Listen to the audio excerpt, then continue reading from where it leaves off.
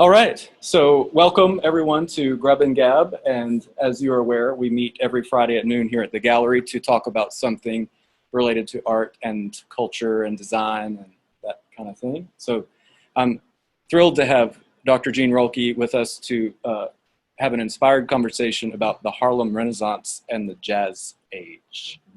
Okay, well thanks Jared, and thank you for coming. What I did was I chose a series of 6 videos for us to look at. The first 2 give us a quick rundown, one's 5 minutes, one's 2 minutes, about the history. And then we're going to look at and listen to and, listen to and look at some musical artists and a poet and dancers. So, and Jean, I'm trying to comment from memory. Did you say that this first video is going to explain like the history moving up to, okay. Yeah, the first 2 are the history. And this is number 1. Yes. So who are we looking at? When you start that, it'll show you. This is a video. We're at the 100-year anniversary of the Harlem Renaissance because it started in 1920 in Harlem, New York. And so this is a video that's been put together as part of a celebration of that part of American modernism. Cool. Yeah. Ready? Mm-hmm. Thank you.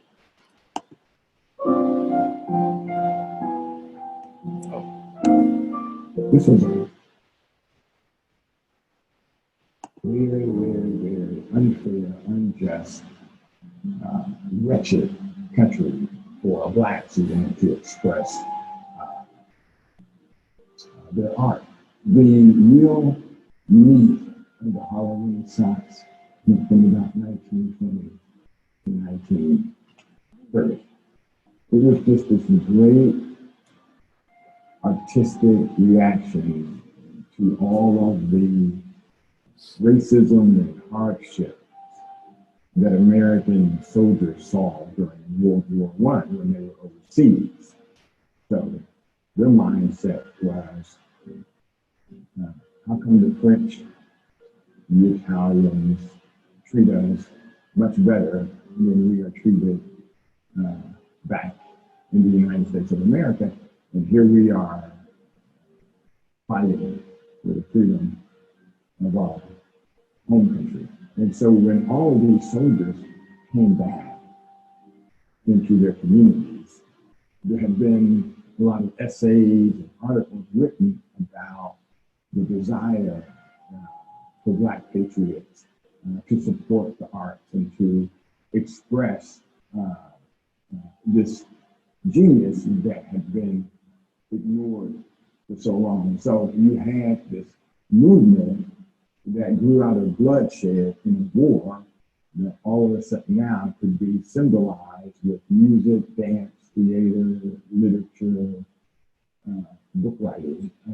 And that's how it sort of started to flourish in the early 1920s.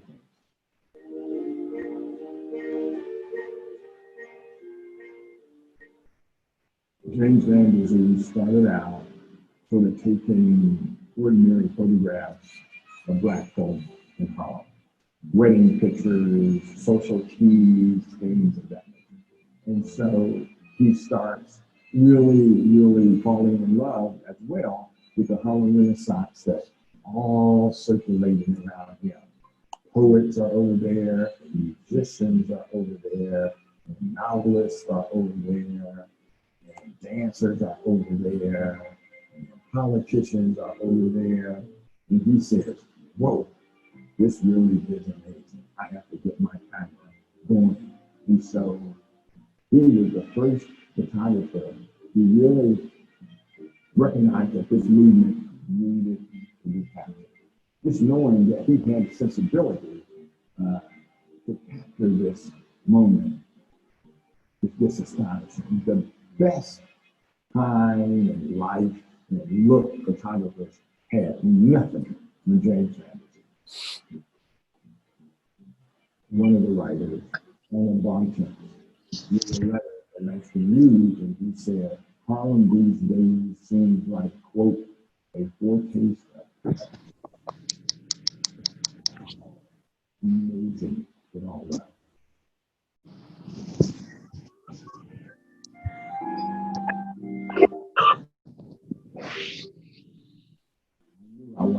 is in the writers, because I'm a writer. One of the great things about Renaissance was that these writers, these artists, had a real sense that they were doing something unique. And thank God they saved their first drafts, or second drafts, or third drafts. They saved their letters. All of those little maps for artistic creativity were fascinating to me. Art helps, I think, soften the humanity in us all. And so, were it not for this movement, other art movements might not even spring up. I mean, the Harlem Renaissance gave women, gave impoverished people all over this country a hint of just what you can do if you want to put your art on the line. It's all they really wanted was to show America that if you give us a fair chance, we will produce greatness. From that movement, they have stitched the Black American forevermore into the artistic fabric of this country. And that's a tall order to imagine it and then to execute.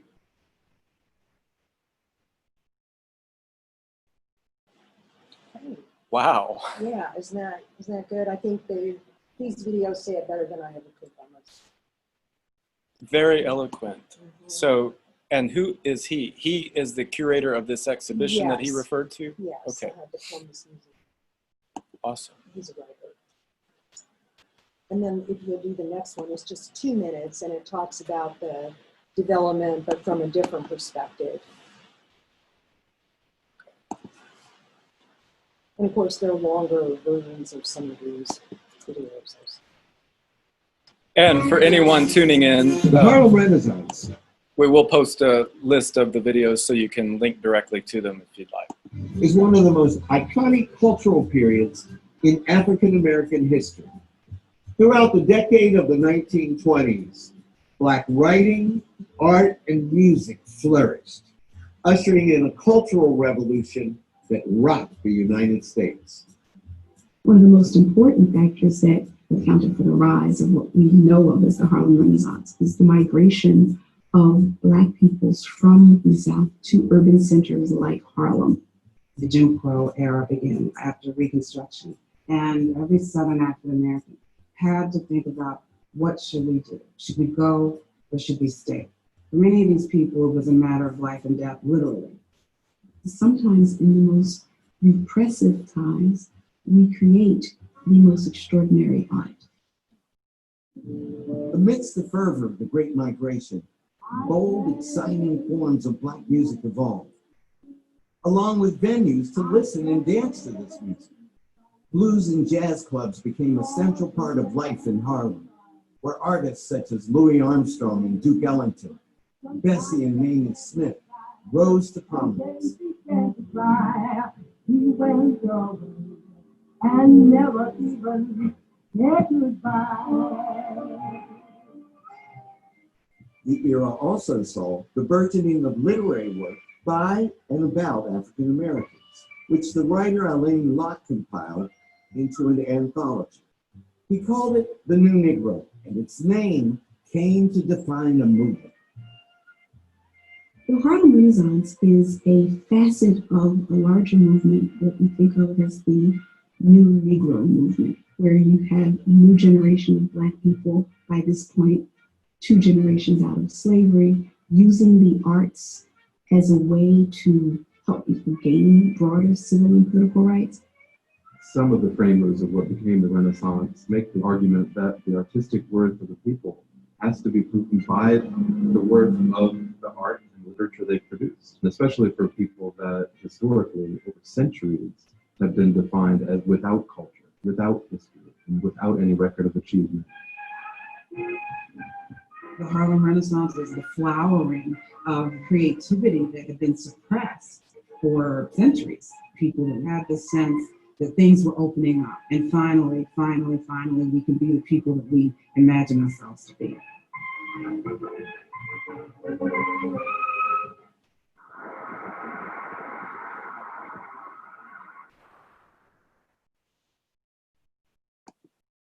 So do you want to take a little break now and Yes, talk definitely. about those two, and then we'll look at some of the artists.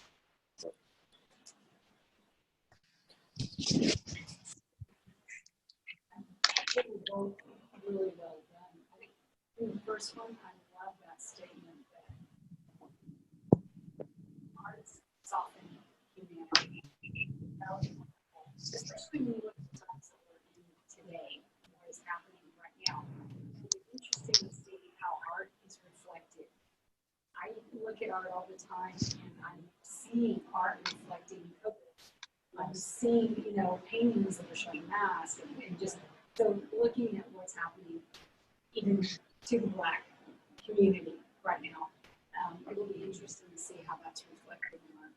Yeah, because it will be. Oh, is already. yes, absolutely. Current days are always reflected in art. That's a lot of what art is. Yes. Tell me if you relate to this. It seems to me that sometimes, I'm just relating personal experience, I get caught in headspace. And if I can find a way to focus my energy into making something or writing something or building something or photographing something, all of a sudden, all of that energy gets transmuted. And it's not that the contemplation isn't still there, but somehow the focus takes me into a sort of transcendent space. And I feel like that's probably what a lot of these people were experiencing. Yes, exactly. And that's what they were looking for. But also the arts, I mean, when you have people writing about a group of people, or you have writings, that doesn't really tell you about people, right? You know, like your experiences, your art, your music, I mean, to get the whole person, you know, you understand them better, you know, when you look at their art and music and I've had an epiphany what's relative to what you're saying. Go ahead. So I know who I am, and I think I know who you are, but sometimes I don't know if I am who you think I am. And so I'm showing you who I am, Right. instead Right, of... because different people express. Well, it's kind of like when you think of the Holocaust, right? I can read a book about the Holocaust, and it can be very factual, and it can give me all kinds of insight. But if I have someone who has lived through the Holocaust tell me that life experience, suddenly it's a whole different ballgame. And it's the same way with these people who were living in Harlem at that time period. That's a whole different experience from reading a book about the generalities of the Harlem Renaissance versus reading a book from someone who was experiencing it. Now you've got a different thing. Definitely. There's another aspect of that, or dimension of this conversation that came into my mind when I was watching these, which is the physical space of Harlem and the way the creative energy may have affected. So Harlem is is it the northern part of Manhattan? Like, It's a borough in New York. It's divided into boroughs, and that was the area where the Black people were allowed to be. Interesting. And so, and maybe we were talking about this earlier, there was sort of a creative migration toward those places. So it was not only, I mean, there was a Black community already there, but then there's a migration of more creative energy from other parts of the world. Yeah. Yeah. So it kind of became this. So it became an international movement, actually. Yeah. It had long-reaching effects, and I want to show you a poem by Claude McKay. He was a Jamaican who came over to Harlem and was part of the Harlem Renaissance, wrote poetry, and man, is it powerful stuff. I would like to, if we can do that, I'd like to share that with you. And then we'll look at some of the music, which is incredible. So I just presented to you the perfect segue into the next. Thank you, Jim. And I'll say hello to Amy, who has joined us on Zoom. Hello. Hi, Amy. Hey. I started on my phone because my computer had decided to update and repair itself. Yes, we had to do that too. Yeah, and so then, but I couldn't hear anything on the phone, even though I had the volume up all the way. So I switched onto the computer as soon as it let me get access to it. But I wanted to add one thing to the migration. I was listening to a news story on NPR on the way to work this morning, and it was talking about the Jim Crow era. And how in the South, the law enforcement was through the Klan because there wasn't an organized law enforcement for the Jim Crow laws. And so a lot of the migration was people trying to get out of the South because of the Klan, but not realizing that in the meantime, the northern cities had created police forces that were going to enforce a lot of the same restrictions that blacks were facing in the South. So that wasn't something I had heard before this morning. Thought that was really interesting. Wow. Yeah. Yeah, and also I think the 1920s, I don't remember which year specifically, but that was there was the highest rate of lynchings in the U.S. during that period. Yeah, I mean, it was life-saving to get out of the South, but then there wasn't the realization that the laws were going to be as restrictive up north as they were here. A really sad situation. Okay, we're ready for Claude. Yeah. Maybe. If We Must Die is the poem that makes me a poet among colored Americans. If we must die, let it not be like hogs, hunted and penned in an inglorious spot, while round us bark the mad and hungry dogs, making their mock at our accursed lot. If we must die, oh, let us nobly die, so that our precious blood may not be shed in vain. Then even the monsters we defy shall be constrained to honor us though dead. O kinsmen, we must meet the common foe, though far outnumbered. Let us show us brave, and for their 1,000 blows deal one death blow. What though before us lies the open grave? Like men, we'll face the murderous, cowardly pack, pressed to the wall, dying but fighting back. That was about protest and about lynchings and about what African Americans. Bow down my soul in worship. Yeah, it's got a lot of poems that are quoted from. But that's a really important one. Probably his most important. You should look him up because he's got a lot of other work that really helps give you some insight, from his perspective. He's got one about a dancer also, which is really clever, and that's for another time. But you're the audience, and all of a sudden you get moved into the dancer's perspective. Yeah. That's wow. So, and what's interesting too about him, besides being Jamaican and educated as a British subject, but educated in British schools, that he tended to write sonnets. And he really liked the restraint of the sonnet. He was a master of the sonnet and was able to do things that just seemed really nice. And then all of a sudden, so I highly recommend his work.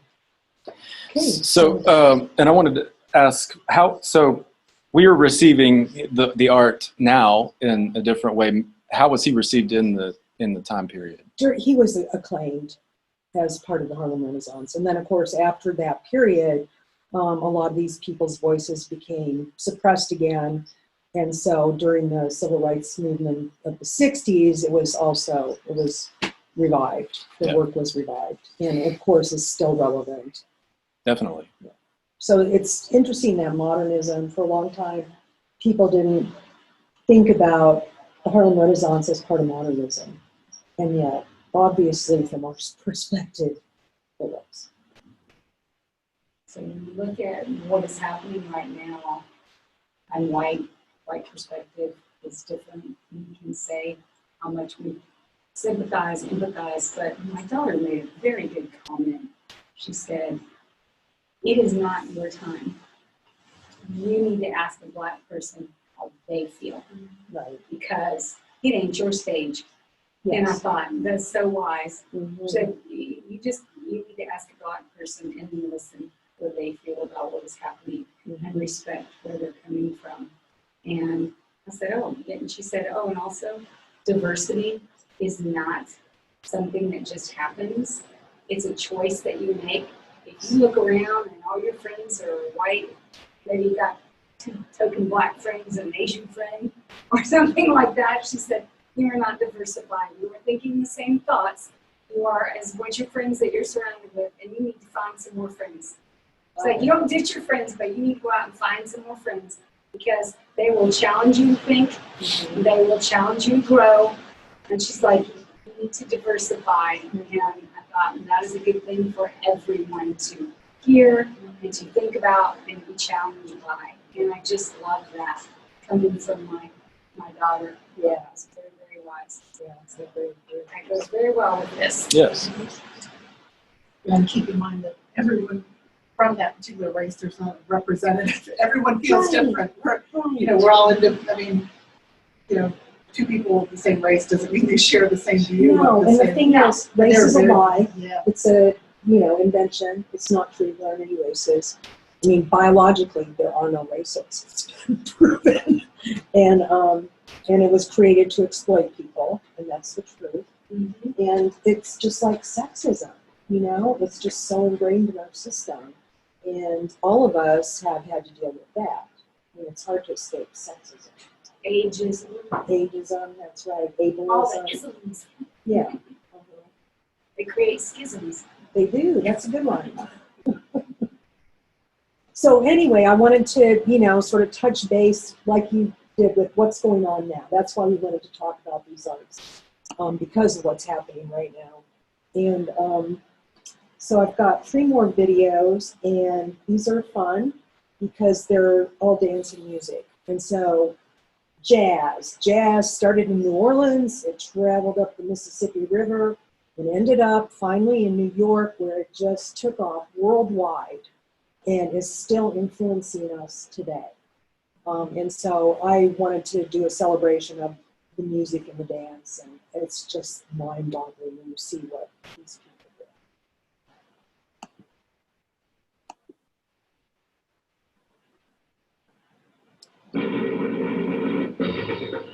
Ladies and gentlemen, I got a little surprise for you. You all know our star's been sick for quite some time.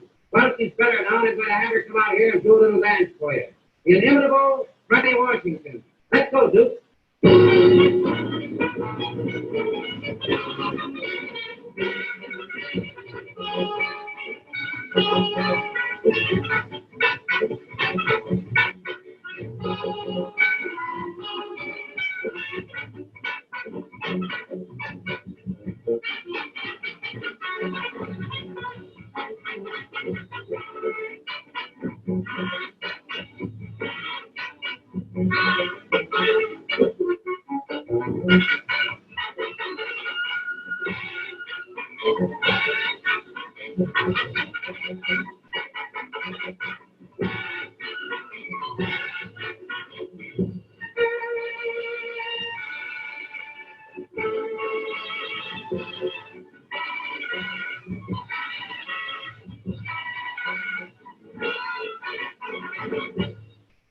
Hey, boy, get out of here, quick.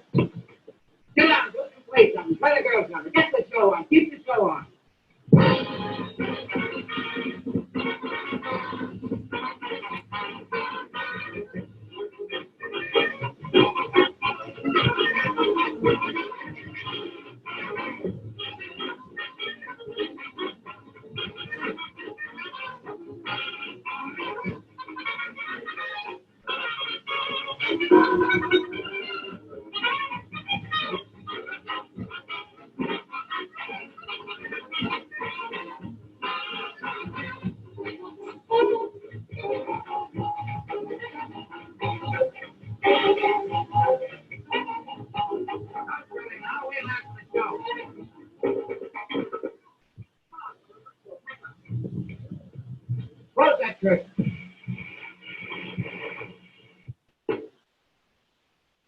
Yeah, part of the movie. I have to make a pop culture reference, Uh-huh. which is when the group of female dancers came on toward the end, reminded me of Coming to America.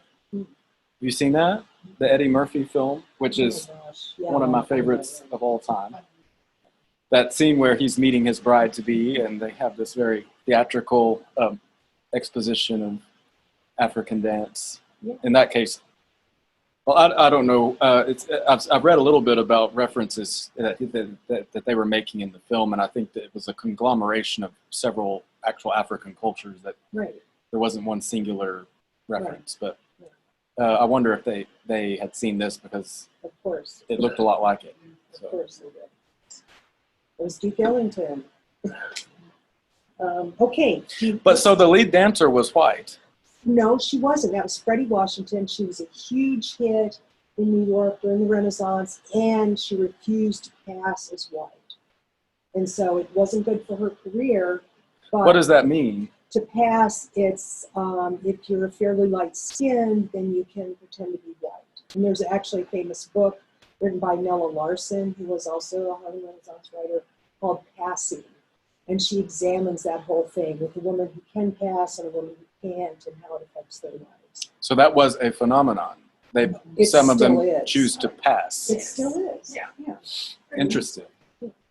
If you have a certain amount of, back in the day, you had a certain amount of white in you and a certain amount of black in you, you were still considered black, but you didn't pass as white. But if you got caught passing as white, that was illegal, and you were thrown to jail, you were killed. Right. So you were taking a risk for passing as you were. It's That's- not a good thing. That's interesting. It came up yesterday in conversation, and Melissa, this is a continuation of what we talked about in the last interlude break. But so biologically, we define race based on biological standards. There's currently one race of humans living on the planet. We refer to race when we may be speaking to ethnicity, and we are all of mixed ethnicity. Exactly. So I know that I have Swiss, French, German, Swedish, English, all of those things. Yeah, that's typical. Yeah, we all are. So what we attach to that is a different story, which is transient. Oh, that's what I wanted to say in response to what you were talking about too, this idea of being white. You know, like, what is that? Because there's this, we do the same thing, you know, or you're white, or you're this, or you're that. And actually, none of the white people I know come from the same, we don't all have the same experiences. We don't identify in the same ways. We all are, you know about intersectionality, right? Has everybody heard that term, intersectionality? It's actually a feminist theory, but the idea is that everybody there are all these categories that you can look at people through, all these lenses, and you might be like a white single mother who's handicapped and poor, right? And so that's a totally different experience than an Asian American who's very wealthy and totally healthy and has never left California. Okay, so there are these different ways that we're all disenfranchised from our society, you know, and if, say that this woman, the Asian American woman, is gay, that puts her in a different place than the single mom. Yeah, exactly. And so it's not as simple as black, white, Asian, you know. Well, no, because we all come at life from our life experiences, and every one of your life experiences puts you in a different place. And so you are not, you know, when people say a leopard doesn't change their spots, I always laugh because they go, really?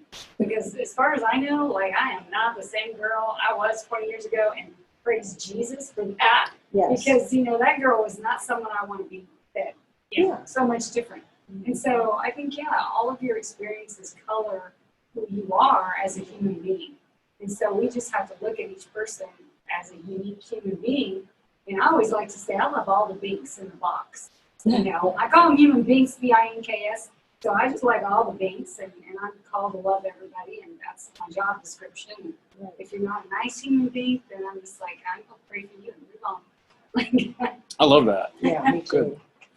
When we look at the video, I did find a couple of very interesting things. One of them is if you like the show, so you think you can dance. I love that. People are so incredible dancers now, oh my word. But most of what you see on stage, you think you can dance, it actually took its roots from Yes. that jazz movement right Yes, there. exactly. Like that, you wouldn't have like, great dancing and Right. all the incredible moves and everything. It started from the jazz movement. Yes. Ballet and jazz, that's where it all comes from. And, you know, majority's ballet, but it's ballet and jazz, really. That's what, you know, has its wellspring from. Right, exactly. I will admit my bias toward the contemporary genres on the show when they get into the. Oh my God, they're so amazing. Yeah, Like, how do you move your body like that? I don't It's even know. oh, I know. and to conceptualize it as a choreographer is another layer of. Oh, yeah. I love Too cool. the old musicals though. I went through and watched Lena Horne's movies. I started with her first one that's, you know, black and white, and then you move through the years and watch all of her performances. Yes. And I love how you see a lot of the artists, they were popular at the time, brought into these movies like guest appearances. Yes. And, you know, the same you would now, but it's just such an amazing experience getting to watch these people. Yeah. So- And that's the thing, like all of this, Hollywood, you know? Oh, yeah. Yeah. Big stormy weather. Right, yeah. Just huge influence on film and. Because Hollywood knows how to exploit the best. Right. Like, that's their job. Yes. Yeah, it's not changed. Yeah. Yeah, so let's look at some really fun stuff. These, have you seen these guys before, the Yeah, Nicholas yeah. brothers?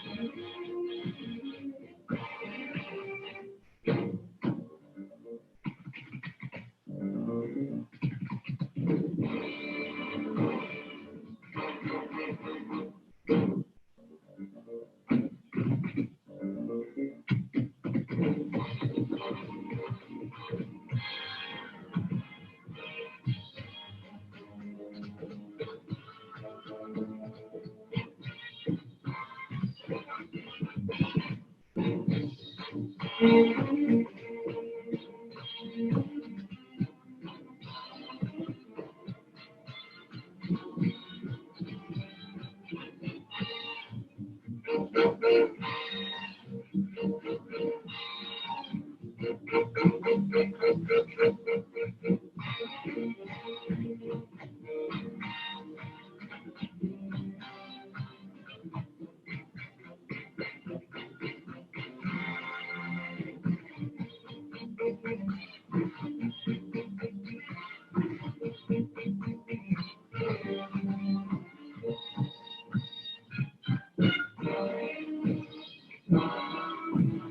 my God.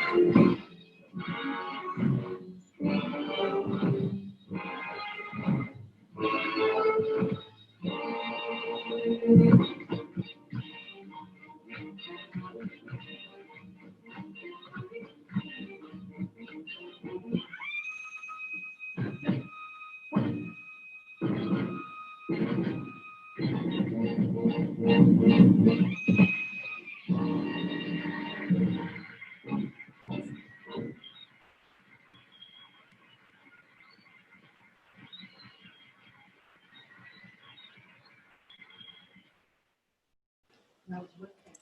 Yes. Continuous. Isn't that incredible? A trip down memory lane for me. My dad used to tap dance in nightclubs and do, yeah, that was like a little trip. And he was from Syracuse, New York. We used to do nightclubs and I used to be watching a little bit. Sometimes I'd get on stage and sing with him. But yeah, that's awesome. So that was so fun. It's so joyful, Yes. expressive, Yes. emotive. So I'm assuming that as the dance and the jazz and the music developed within Harlem, then some of them went on tour. They were probably performing in Manhattan and other They were being places. filmed. They were, people, all the white rich people were going to Harlem to see the music and to dance. You know, and of course you had speakeasies, and then that went to Hollywood. And you see, you know, like all the movies from the 20s, there's so much jazz in them, and the dance style, you know, just totally changed what was going on with American cinema of the time. Because we were, at that point, we were still so influenced by like English film and the stage. Yes. And this brought in a whole different kind of energy to it, and it just exploded and ended up not only all over the US, but in Paris. A lot of these people ended up going to Paris because in Paris they were acclaimed. So the last clip I've got is very short of Josephine Baker. Have you doing her Banana dance? And it's just a little thing, but she was a huge star and a famous dancer who had a huge influence on American dance. And she's probably the biggest star at the time to come out of the Harlem Renaissance.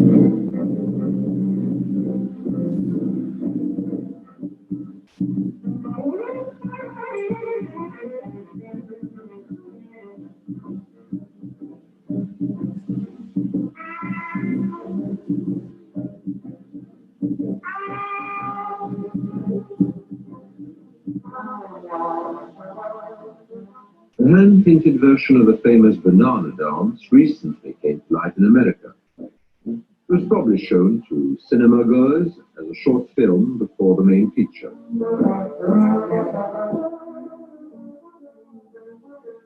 Censors saw to it that Josephine was dressed rather more modestly than she was for Paris audiences, but the setting is exactly the same. This is Josephine Baker on the stage of the Folies Bergère at a moment of music hall history.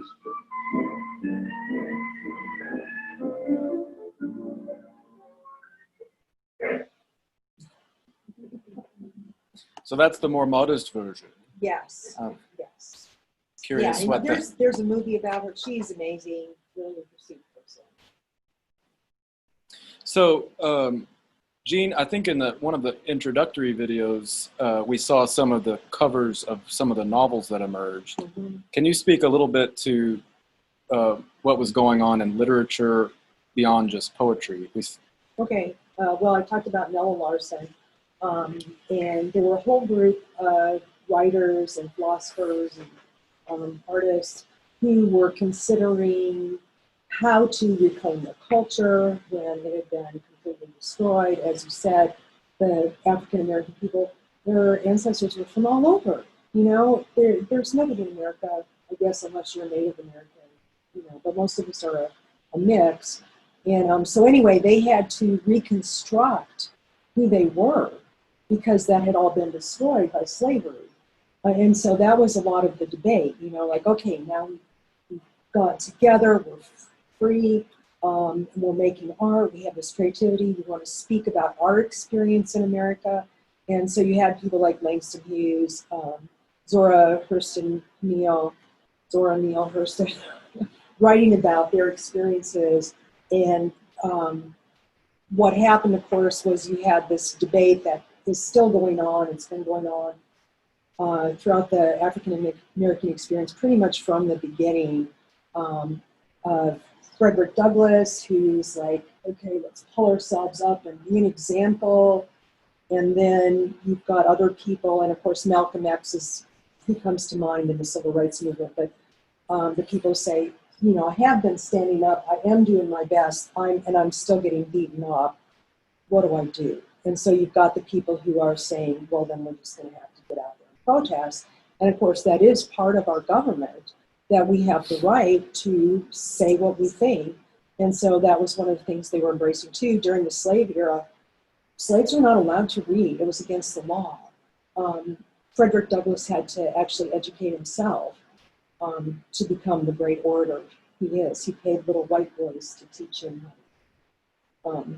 That's another fascinating story. Wow. But, yeah, and so in the Harlem Renaissance, you finally had African American people having a voice in the culture.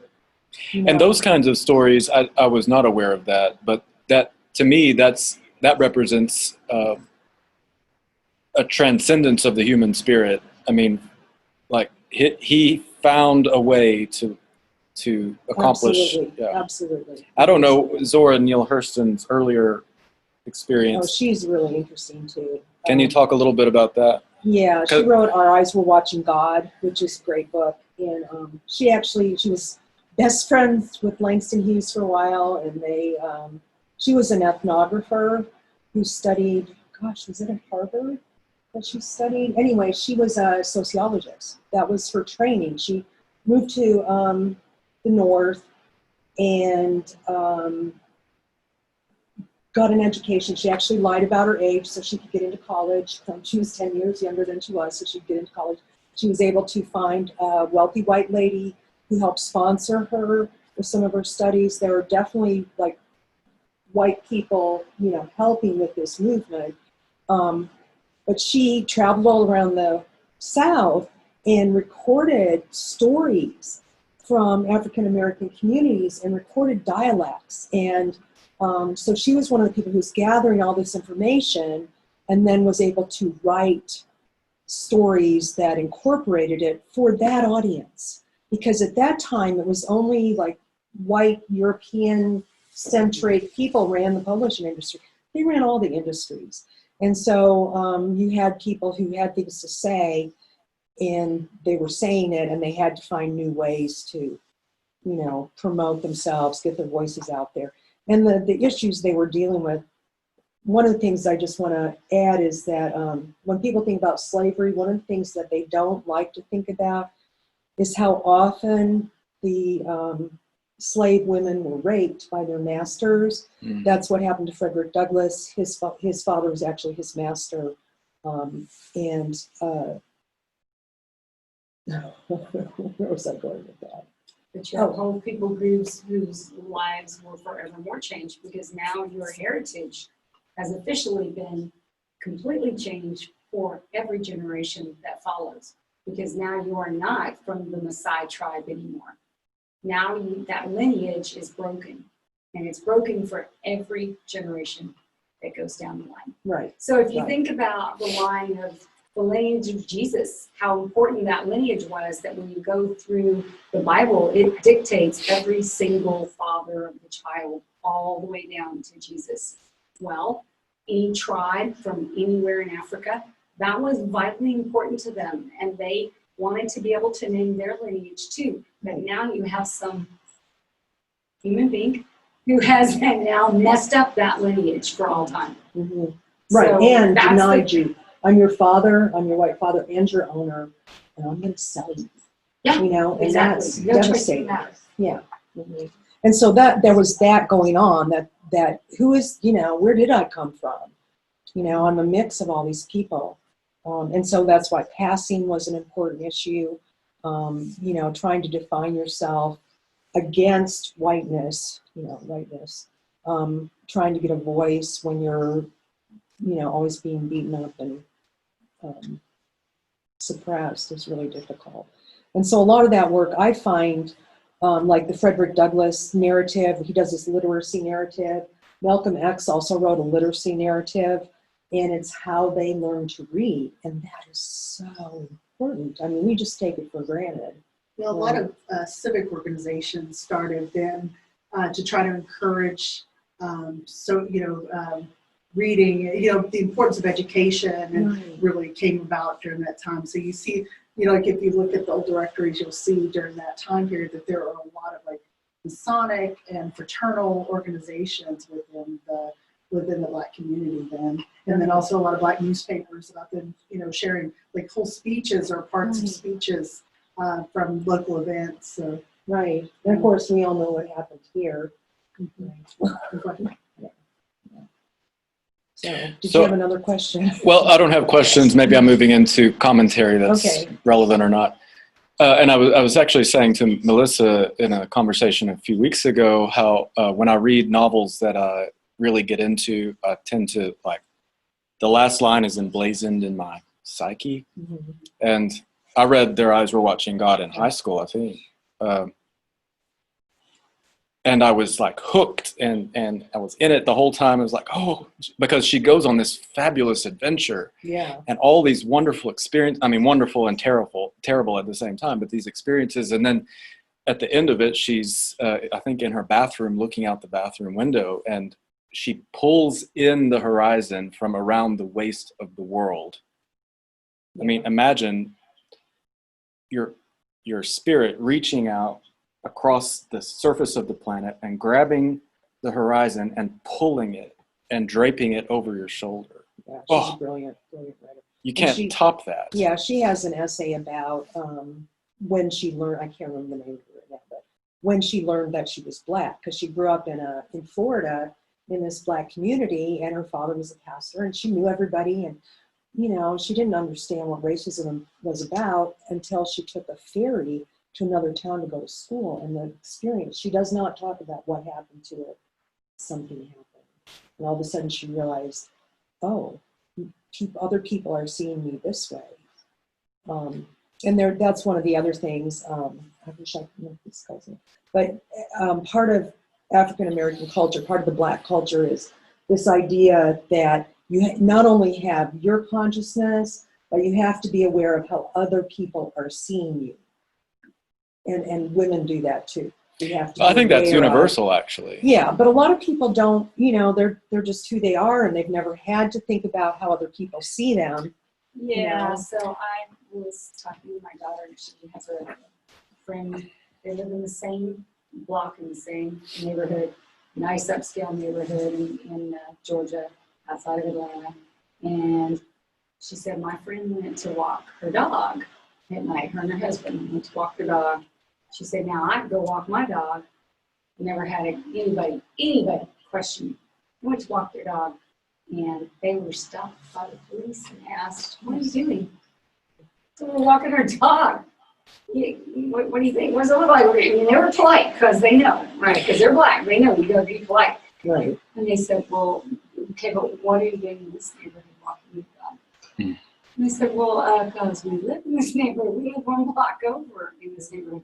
And they were real polite. They said, you know, we have our key. Would you like to walk with us? And we'll open the door to our house. And, well, we live here. Oh, okay. Well, we were just checking. Well, it's very clear that our society is moving away from, well, our society is definitely moving away from that level of differentiation, scrutiny, skepticism. We know that we are leaving that in the past, and whatever we Well, have to I do, hope so. it's I'd like to say that, but that was a month ago. sure. I'd like to I'm not say that. I'm not saying it's not Exactly. happening, but we know, I think pervasively now, we know where we're headed. I don't feel like the regression can continue to the degree that we would squelch this delicious forward momentum. But what I was speaking to actually is a broader. So has anyone looked at Briggs-Myers personality inventory based on Jungian psychology? So there, when you take a personality inventory, it assigns you 4 letters that explain or express your cognitive aptitudes. And there's a modality called introverted sensing, and there's a modality called extroverted sensing. And some are born with one or the other more developed than the other, right? So I have stronger extroverted sensing than I do introverted sensing, which means that I have more of a tendency to be aware of other people's experience than I am of my own experience. So my whole life has been, what kind of experience are these people around me having? And I internalize that, and so I move through my experience trying to serve and uplift the others. That worked out okay until I was overexerting myself, overextending myself, and wearing myself down to a frazzle, and my needs weren't being met. And then I had to start to look at it and say, okay, I need to start figuring out what I'm doing in here, right? That sounds like a very feminine experience. I'm sorry. I was gonna say, that's a definite, I mean. Wow, there was I a find stereotype right there. Yeah. Yeah, exactly. Girlfriend. So Yeah. well, yeah, It needs to be a woman. and so yesterday, Jean said, you are the first male director of Ghost Town, and I said, but that's not what I am, right?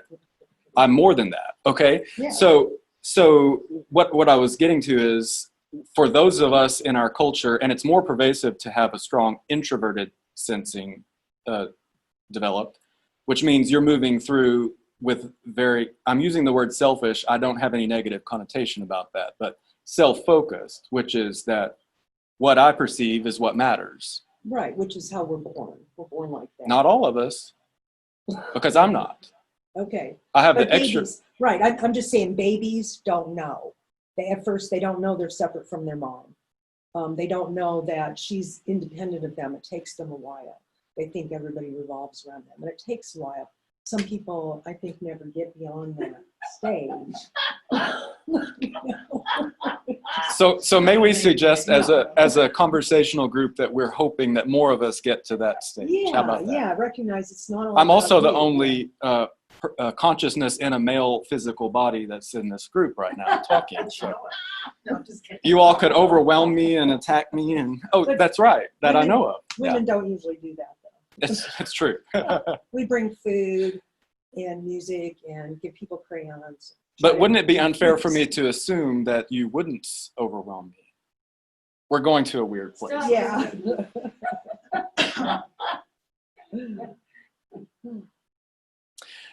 Okay, well, thank you, Jean. This has been fantastic.